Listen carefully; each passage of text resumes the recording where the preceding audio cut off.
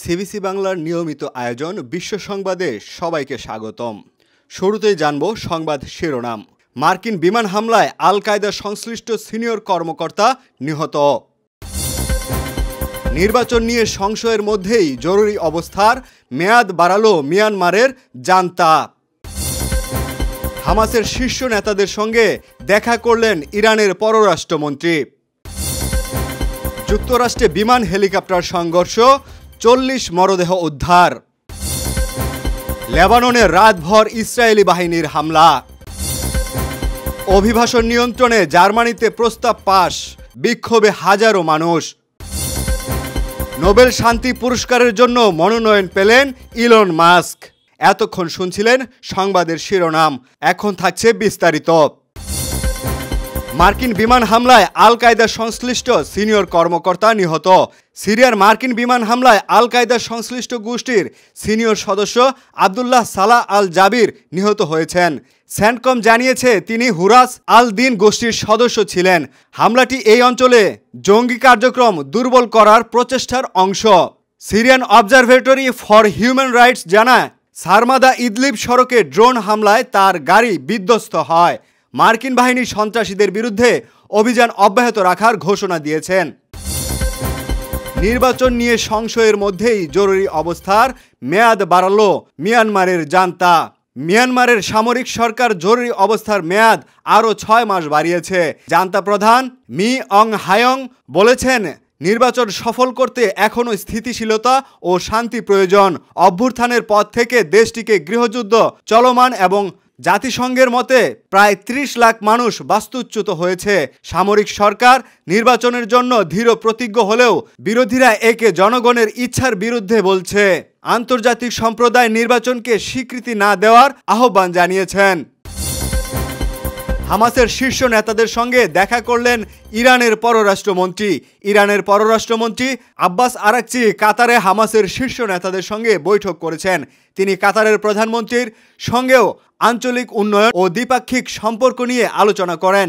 বৈঠকে ফিলিস্তিনের সাম্প্রতিক পরিস্থিতি এবং আল আকসা ঝড় প্রতিরোধে হামাসের ভূমিকা পর্যালোচনা করা হয়। ইরানের রাষ্ট্রীয় সংবাদ মাধ্যম জানায়, ফিলিস্তিনি জনগণের বিজয়কে অভিনন্দন জানানোও সফরের অংশ ছিল। যুক্তরাষ্ট্রে বিমান হেলিকপ্টার সংঘর্ষ, 40 মরদেহ উদ্ধার। যুক্তরাষ্ট্রের ওয়াশিংটন ডিসির রিগান ন্যাশনাল এয়ারপোর্টের কাছে বিমান ও হেলিকপ্টারের সংঘর্ষে 40 জনের মৃত্যু হয়েছে। যাত্রীবাহী বিমানটিতে 60 জন যাত্রী ও 4 জন ক্রু সদস্য ছিলেন। হেলিকপ্টারে ছিলেন 3 সেনা সদস্য।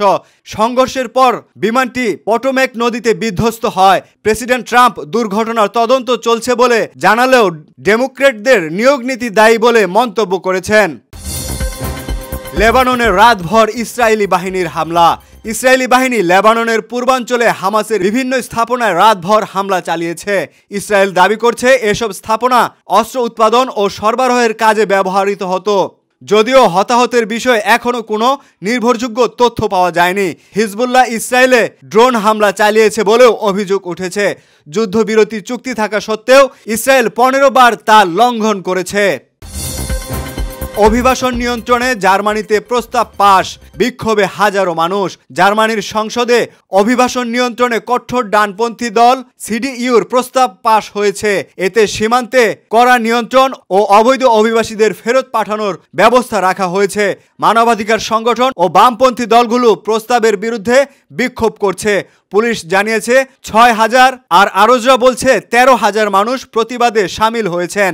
ড্রেসডেনেও সিডিইউ নেতা মারৎসের জনভার ব্যাপক বিক্ষোভ হয়েছে। নোবেল শান্তি পুরস্কারের জন্য মনোনয়ন পেলেন ইলন মাস্ক। বাক স্বাধীনতা রক্ষায় ভূমিকার জন্য ইলন মাস্ক 2025 সালের নোবেল শান্তি পুরস্কারের মনোনয়ন পেয়েছেন। ইউরোপীয় পার্লামেন্ট সদস্য ব্যামকো গ্রিমস এক্সে এ তথ্য নিশ্চিত করেছেন। মাস্কের মালিকানাধীন এক্স বাক স্বাধীনতার ক্ষেত্রে বড় ভূমিকা রেখেছে বলে দাবি করা হয়েছে। নোবেল কমিটি ইতিমধ্যে মাস্ককে ইমেইল পাঠিয়েছেন। গ্রিমস মাস্কের মনোনয়নকে সময়োপযোগী ও গুরুত্বপূর্ণ সিদ্ধান্ত হিসেবে বর্ণনা করেছেন। এই ছিল আজকের আয়োজন। পরবর্তী বিশ্ব সংবাদ দেখার আমন্ত্রণ জানিয়ে আজকের মতো বিদায় নিচ্ছি। আল্লাহ হাফেজ।